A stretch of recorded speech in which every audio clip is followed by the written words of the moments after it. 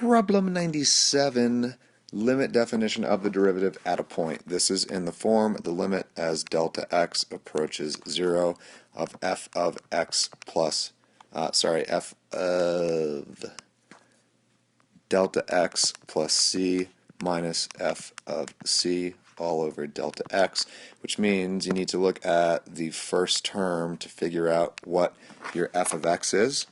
F of x is the fifth root of x. Replace the delta x plus 32 with just an x and you get f of x. What does that tell me? That tells me that c is 32 because of that 32 inside my function right there. So f of x equals x to the power of 1/5 because it is a fifth root.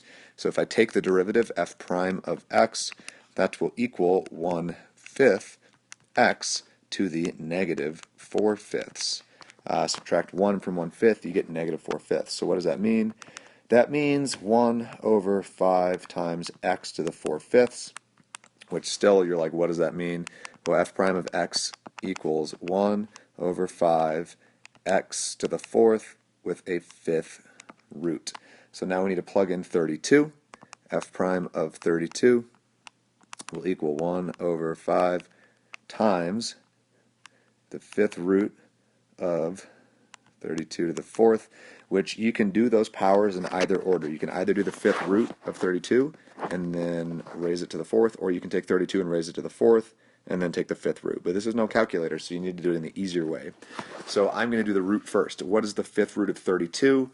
It is 2. Count powers of 2 like you do in the logs unit. 2, 4, 8, 16, 32. You've got 5 fingers up, so the fifth root of 32 is 2.